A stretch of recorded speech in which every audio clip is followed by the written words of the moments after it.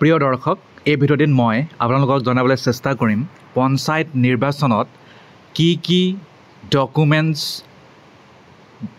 দ্বাৰা ভোটাৰসকলে ভোট দিবলৈ পাৰিব তাৰ বিষয়ে মই আপোনালোকক এই ভিডিঅ'টিত জনাবলৈ চেষ্টা কৰিম।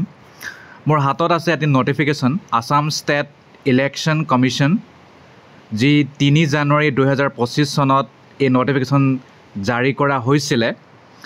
আৰু এই নটিফিকেশ্যনত পঞ্চায়ত ইলেকশ্যন 2025 চনৰ documents for identification of voters বুলি লিখা আছে।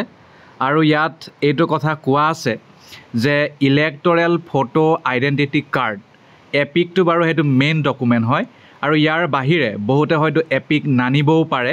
তেতিয়াহ'লে তেওঁলোকে অন্যান্য অল্টাৰনেটিভ ফটো আইডেণ্টিটি কাৰ্ড যদি লৈ আনে অৰিজিনেল, তেতিয়াহ'লে তেওঁলোকে ভোট দিবলৈ পাৰিব তাত। আৰু সেইটো আমাৰ পলিং অফিচাৰসকলে পাৰ্মিশ্যন দিব পাৰিব। আৰু তেতিয়া যেনে নম্বৰ 1টো আছে আধাৰ কাৰ্ড, তাৰপিছত নম্বৰ 2টো আছে মনৰেগা জব কাৰ্ড, তাৰপিছত 3 নম্বৰ হৈছে পাছবুক। আৰু পাছবুকত খালি ফটোগ্ৰাফ থাকিব লাগিব, আৰু সেইটো বেংকে নহ'লে পোষ্ট অফিচৰ দ্বাৰা ইছ্যু কৰা হ'ব লাগিব। এইটো 3 নম্বৰ ডকুমেণ্ট পাৰ্মিটেড হয়। 4 নম্বৰ হৈছে health insurance smart card issued under the scheme of ministry of labour.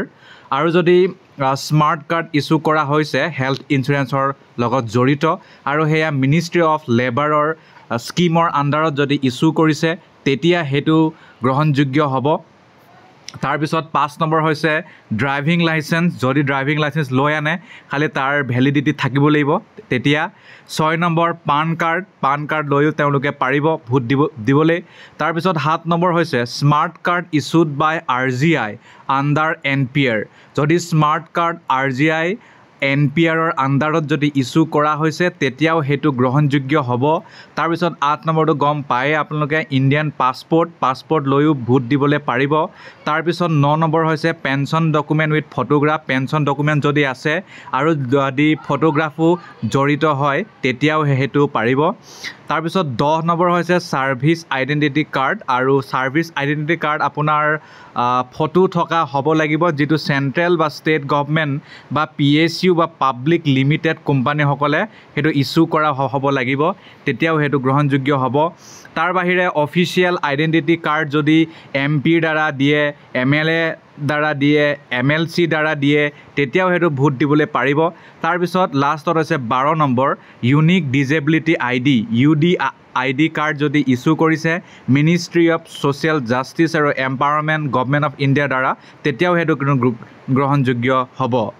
গতিকে এই 12টা identity card, photo identity card লৈ তেওঁলোকে ভোট দান কৰিব পাৰিব ইলেক্টৰসকলে, আৰু আপোনালোকে সেইটো পাৰ্মিশ্যন দিব লাগিব। ইয়াত কিন্তু ক'তো ৰেচন কাৰ্ডৰ কথা উল্লেখ নাই বা অন্যান্য যিটো কাৰ্ড থাকে সেইবোৰৰ উল্লেখ নাই। ধন্যবাদ।